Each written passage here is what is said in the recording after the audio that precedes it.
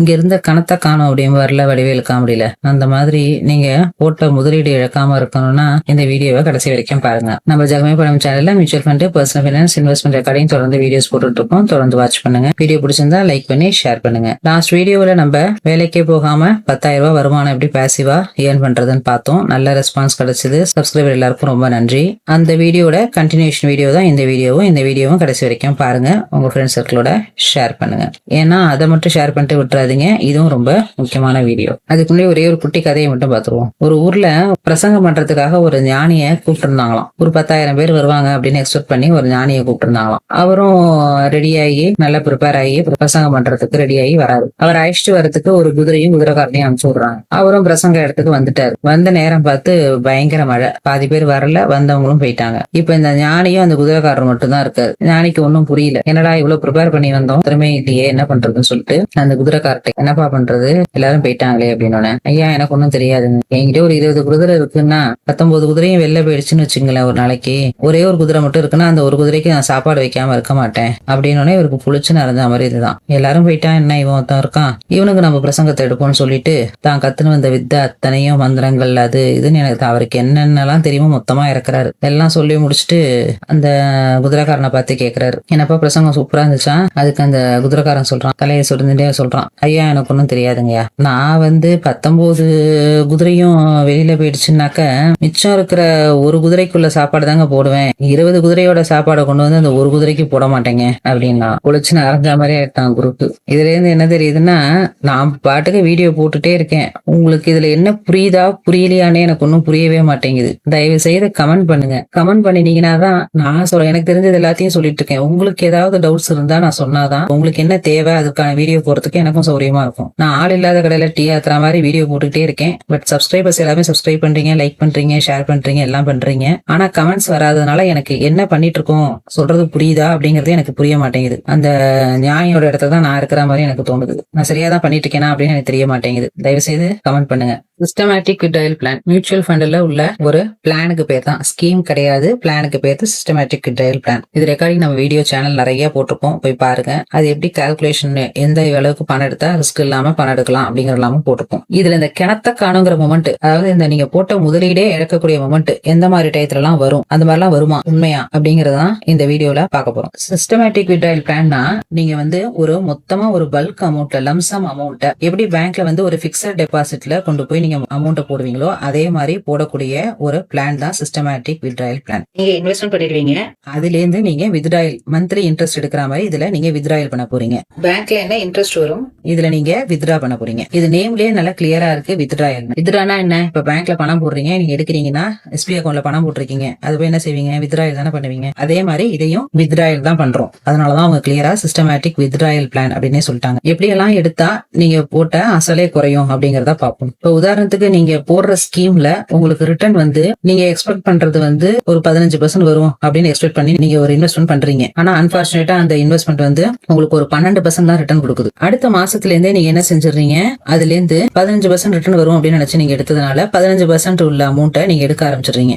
ஆனா நீங்க போட்ட ஸ்கீம் 12% தான் உங்களுக்கு ரிட்டர்ன் கொடுத்துட்டு இருக்கு. சோ உங்களுக்கு என்ன ஆகும்? 3% நீங்க அதிகமா உங்க அசல்ல இருந்து எடுக்க ஆரம்பிச்சிருவீங்க. அப்படி எடுத்தீங்கன்னா என்ன ஆகும்? கொஞ்சம் கொஞ்சமா உங்க யூனிட்ஸ் குறைய ஆரம்பிச்சிடும். உதாரணத்துக்கு ஒரு 10 லட்சம் ரூபாய் இன்வெஸ்ட் பண்ணிருக்கீங்கன்னு வச்சுப்போம். அதாவது 15% உங்களுக்கு எக்ஸ்பெக்டட் ரிட்டர்ன் வரும் அப்படின்ட்டு நீங்க இன்வெஸ்ட்மெண்ட் பண்ணிருக்கீங்க. அதுல இருந்து வித்ட்ராயல் ஒரு 12,000 ரூபாய் எடுக்கலாம் அப்படின்ட்டு பிக்ஸ் பண்ணி 12,000 ரூபாய் எடுக்கவும் ஆரம்பிச்சிட்டீங்க. மாசம் 12,400 ரூபாய் 12,500 ரூபாய் கூட எடுத்துக்கிட்டே இருக்கீங்க. ஆனா அன்எக்ஸ்பெக்டடா நீங்க போட்ட ஸ்கீம் வெறும் 12% தான் ரிட்டர்ன் கொடுக்குதுன்னு வச்சுப்போம். அப்படின்னா என்ன ஆகும்? 9,900 தான் நீங்க போட்ட அமௌண்ட்ல இருந்து குரோவே கிடைக்கும். அதாவது 10 லட்சம் ரூபாய்க்கு 9,900 தான் கிடைக்குது. ஆனா நீங்க என்ன செஞ்சீங்க? 15%க்கு எக்ஸ்பெக்ட் பண்ணி நீங்க வித்ட்ராயல் பண்ண ஆரம்பிச்சிட்டீங்க. இப்ப இங்க என்ன நடக்கும் அப்படின்னா, இந்த 9,900 தவிர பேலன்ஸ் இங்க 12,000 ரூபாய் என்ன இருக்கோ அந்த அமௌண்ட்டை எதுல இருந்து உங்களுக்கு கொடுப்பாங்க? நீங்க போட்ட இந்த 2,500 ரூபாய் மாசம் நீங்க போட்ட பணத்துல இருந்து தான் எடுத்துட்டு இருக்கீங்க. சோ என்ன ஆகும்? ஒவ்வொரு மாசமும் நீங்க போட்ட அமௌண்ட்ல 10 லட்சம் ரூபாயில இருந்து இந்த எக்ஸ்ட்ராவா எடுக்கிற அமௌண்ட் குறைஞ்சிட்டே வரும். ஒவ்வொரு மாசமும் 2,500 ரூபாய். ஒரு 10 மாசம் போச்சுன்னா இதுல இருந்து ஒரு 25,000 ரூபாய் 10 லட்சம் ரூபாயில காலி ஆயிடும். ஆனா நான் பேங்க்ல போட்டா இந்த 10 லட்சம் ரூபாய் அப்படியே தான் இருக்கும். இதுல காலியாற மாதிரி இருக்கும். நம்மளோட இன்டென்ஷனே இதுல வந்து ஹை ரிஸ்க் எடுத்து நம்ம இதுல போடுறதுக்கான ரீசனே நம்மளுடைய முதலீடு ஏறணும் அப்படிங்கிறதுக்காக தான். இந்த மாதிரி அதிகமா எக்ஸ்பெக்ட் பண்ணி நீங்க பண வித்ட்ராயல் போடக்கூடாது. அப்படி போட்டீங்கன்னா உங்க அசல் காலி ஆயிடும். ரெண்டாவது சினாரியோ, நீங்க எமர்ஜென்சி ஃபண்ட், நானே அந்த மிஸ்டேக் தான் பண்ணிருக்கேன், பட் ஆனா அதை சரி பண்ணிடுவேன், எனக்கு நீடுங்கிறதுனால செஞ்சுட்டேன். பட் உங்களுக்கு வேற எந்த சோர்ஸுமே கிடையாது அப்படிங்கும்போது ஃபுல் அமௌண்ட் நீங்க இதுல போட்டுட்டு நீங்க உங்களுடைய எமர்ஜென்சி தேவைம் பொழுதெல்லாம் நீங்க இதை எடுத்துக்கிட்டே இருந்தீங்கன்னா இது என்ன ஆகும்னா இந்த கேபிட்டல் என்ன ஆகும், ஏரோட் ஆயிடும். சோ அந்த மாதிரி எமர்ஜென்சிக்கு தேவைப்படக்கூடிய ஃபண்டை இதுல இருந்து நீங்க எடுக்க கூடாது. அதுக்கு நீங்க முன்னாடியே கரெக்டா பிளான் பண்ணிக்கணும். Third scenario, scheme selection. இதுல ரொம்ப முக்கியமானதே வந்து ஸ்கீம் செலக்ஷன் தாங்க. இப்ப ஒரு small cap, தீமெட்டிக் fund, sector fund இதெல்லாம் நீங்க செலக்ட் பண்ணிட்டீங்க அப்படின்னா என்ன ஆகும் அப்படின்னா டிராஸ்டிக்கா எப்படி கிராஃப் இருக்கும் அப்படின்னு கேட்டீங்கன்னா ஸ்கீமெட்டிக் ஃபண்ட்ஸ்க்குலாம் அப்ஸ் அண்ட் டவுன்ஸ் ஜாஸ்தியா இருக்கும். ஸ்மால் கேப் ஃபண்ட் எல்லாம் திடீர்னு டவுன் ஆயிடுச்சு அப்படின்னாக்க டக்குன்னு வந்து அது புல் ஆகி இருக்கிறதுக்கு ரொம்ப டைம் எடுக்கும். ஸோ ஸ்மால் கேப், ஸ்கீமெட்டிக் ஃபண்ட்ஸ் இதெல்லாம் போட்டுட்டு நீங்க பாட்டுக்கு ஒரு 15-10 லட்சத்தை போட்டுட்டு 15% ரிட்டர்ன் எடுத்துட்டே இருந்தீங்கன்னா சில சமயம் வந்து வெறும் 10% ரொம்ப மைனஸ்ல எல்லாம் கூட ரிட்டர்ன்ஸ் கிடைக்கும். இந்த மாதிரி ஸ்கீம்ல அந்த மாசத்துல வந்து உங்களுக்கு 5% தான் ரிட்டர்ன் கொடுத்துருக்கு அப்படின்னா என்ன ஆகும் பாருங்க, வெறும் 4000 ரூபாய் தான் கிடைச்சிருக்கும், நீங்க 8000 ரூபாய் உங்க ஃபண்ட்ல இருந்து எடுத்திருப்பீங்க. சோ முக்கியமான ஒரு விஷயமே ஸ்கீம் செலக்ஷன் தான். ப்ராப்பரா நீங்க ஸ்கீமை செலக்ட் பண்ணணும். அதுக்குதான் ஒரு பினான்சியல் அட்வைசருடைய அட்வைஸை கேட்டுட்டு நீங்க ஸ்கீம் செலக்ட் பண்ணணும். இப்ப கூட கமெண்ட்ல ஒருத்தர் நீங்க என்ன ஸ்கீம்ல போட்டிருந்தீங்க அப்படின்னு கேட்டிருந்தாங்க. ஆம்பியோட கைட்லைன்ஸ் படி நம்ம எந்த ஸ்கீம் அப்படிங்கறத நம்ம ஓப்பனா சொல்ல முடியாது.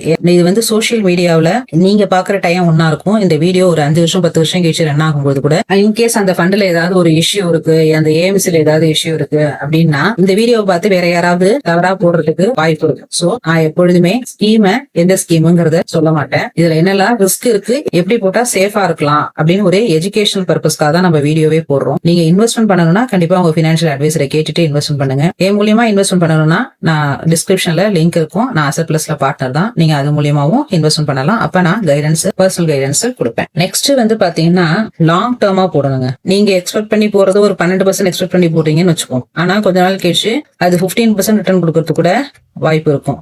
லாங் டேர்மா பிளான் பண்ணி போடுங்க, ஷார்ட் டேர்ம்ல போடாதீங்க. வேற எந்த டயத்துல எல்லாம் இந்த அசல் குறையும் அப்படின்னு கேட்டீங்கன்னா ஒரு பெரிய கிராஷ் வருதுன்னு வச்சுக்கோங்க. இப்ப இந்த கொரோனா பீரியட் எடுத்துக்கலாம், இல்ல வார் பீரியட்லாம் எடுத்துக்கலாம். அப்படின்னா நீங்க எப்பேற்பட்ட நல்ல ஃபண்ட், ஏற்கனவே நான் சொன்னது இந்த மாதிரி ஸ்மால் கேப்போ இல்ல ஒரு ஸ்கீமெட்டிக் ஃபண்டோ போட்டா குறையும்னு சொன்னேன். இப்ப வந்து ஒரு பெரிய கிராஷ் வருதுன்னு வச்சுக்கோங்களேன், ஹை ரேட்டிங்ல உள்ள ஃபண்டை போட்டீங்கன்னா கூட அந்த டயத்துல கிராஷ் ஆகும்பொழுது ஆட்டோமேட்டிக்கா இதோட NAV என்ன ஆகும், குறையும், உங்களுடைய அசலு குறையும். அந்த டயத்துல நீங்க வித்ட்ராயல் எடுத்துட்டே இருப்பீங்க.